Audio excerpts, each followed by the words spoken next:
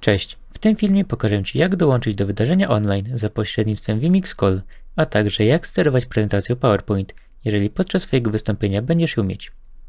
Kilka godzin przed wydarzeniem dostaniesz ode mnie albo od organizatora, z którym się kontaktujesz, link, który umożliwi Ci nawiązanie połączenia.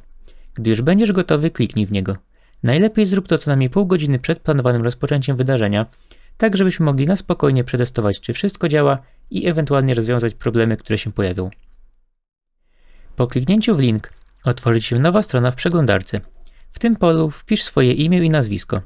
Jest to szczególnie ważne w sytuacji, gdy kilka osób będzie łączyć się zdalnie i będą miały występować po sobie, żeby mógł bez problemu zidentyfikować, które połączenie jest przypisane do której osoby i tym samym, którą kamerę powinien w danej chwili wrzucić na wizję.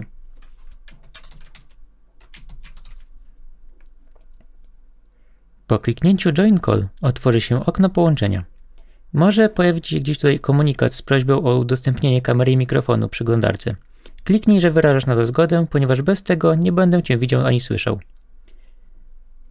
Tutaj w tej głównej części będziesz widzieć to, co ja do Ciebie wysyłam.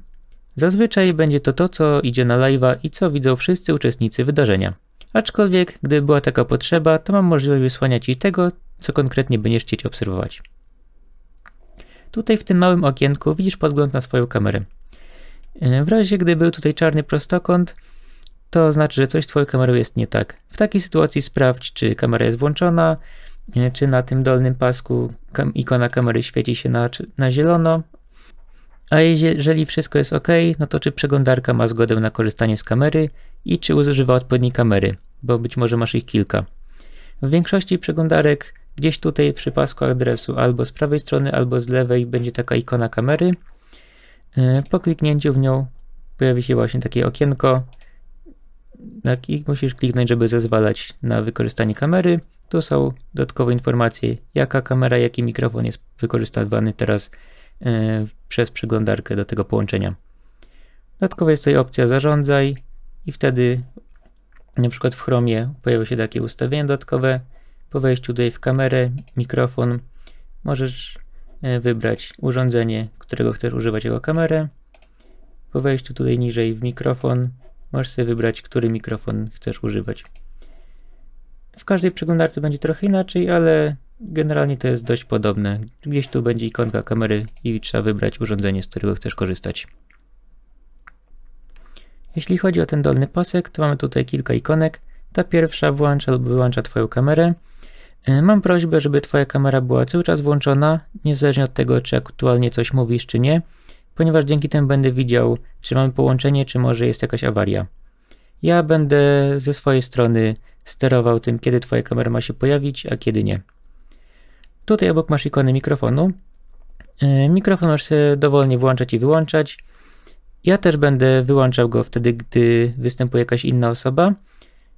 Jednak jeżeli chcesz, to możesz sobie też samodzielnie sterować i wyłączać mikrofon wtedy, kiedy nic nie mówisz. Tylko pamiętaj, że przed rozpoczęciem mówienia, żeby sobie ten mikrofon zawsze włączyć.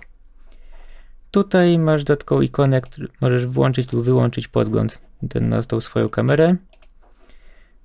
Możesz też włączyć widok na pełnym ekranie. Tutaj z lewej strony ta czerwona słuchawka kończy połączenie, więc jeżeli się skończy wydarzenie, no to możesz kliknąć, żeby się rozłączyć. W razie gdyby coś się zawiesiło, czy przestało działać, no to spróbuj odświeżyć stronę. Wtedy Ci się przeładuje ponownie i prawdopodobnie wiele problemów się w ten sposób może rozwiązać. Jeżeli to nie pomoże, nadal nie będzie działać, no to zadzwoń na numer, który dostaniesz od organizatora jako numer kontaktowy. Jeżeli podczas swojego wystąpienia chcesz wyświetlić prezentację, to prześlij ją do mnie albo do organizatora co najmniej dzień przed wydarzeniem. Ze względów technicznych prezentacja będzie wyświetlana z mojego komputera, jednak żeby nie było sytuacji, w której co chwilę musisz prosić o zmianę slajdu, będziesz mieć możliwość samodzielnie przełączać sobie slajdy. W tym celu otrzymasz dodatkowy link do aplikacji Internet Clicker. Po kliknięciu w niego otworzy się w przeglądarce taka oto aplikacja z dwoma przyciskami, za pomocą których możesz sobie przełączać slajdy. W przypadku problemów z tym linkiem możesz po prostu sobie wejść na stronę internetclicker.com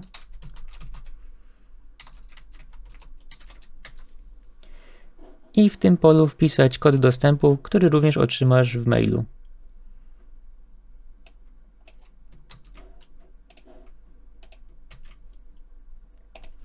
zależności od sytuacji może Ci się pojawić dodatkowy komunikat z prośbą o podanie Twojego imienia. Wpisz tutaj najlepiej imię i nazwisko, tak że mógł zweryfikować w systemie, że to Ty dołączyłeś, ponieważ muszę w odpowiednim momencie nadać Ci uprawnienia do przełączania slajdów.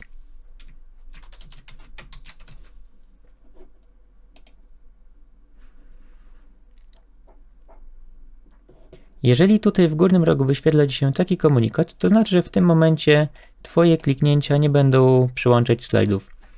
Jest to takie zabezpieczenie w przypadku, gdy kilka osób będzie prezentować, żeby ktoś nie mógł przełączać Twojej prezentacji. Dopiero gdy u siebie w systemie zaznaczę, że w tym momencie możesz zmieniać slajdy, wtedy będziesz już mógł normalnie sterować prezentacją.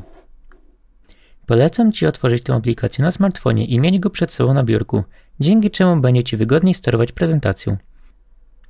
Najlepiej wejdź sobie jeszcze w ustawienia, klikając tę zębatkę w prawym górnym rogu i włącz opcję, żeby nie wygaszał Ci się ekran telefonu. Dodatkowo możesz zaznaczyć opcję Show Screenshot, dzięki czemu będziesz widzieć, który slajd aktualnie jest wyświetlany. Jak sobie klikniesz w to okienko, to się pojawi trochę większe i będzie, przełączając slajdy, na bieżąco widzisz, który slajd aktualnie jest prezentowany. Jeżeli nie masz możliwości skorzystania z telefonu, możesz oczywiście otworzyć tę stronę na komputerze i po prostu zmniejszyć sobie to okno, tak żeby widzieć, co się dzieje na wydarzeniu, widzieć slajdy, a jednocześnie mieć możliwość wygodnego sterowania prezentacją.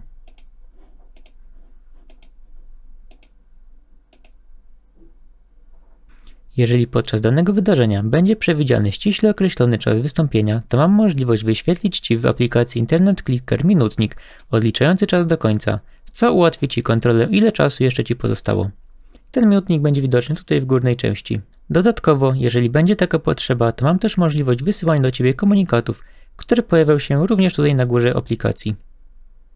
Po kliknięciu przycisku przełączenia slajdów i braku reakcji, odczekaj za 2 sekundy, zanim klikniesz ponownie, ponieważ ze względu na opóźnienia w transmisji możesz nie zauważyć natychmiastowej zmiany slajdów, więc żebyś nie przełączył za daleko, klikając raz za razem. Ok, to tyle najważniejszych informacji. W razie dodatkowych pytań możesz zadać je w komentarzu pod tym filmem albo pisać do mnie bezpośrednio na maila lub messengera. Do zobaczenia.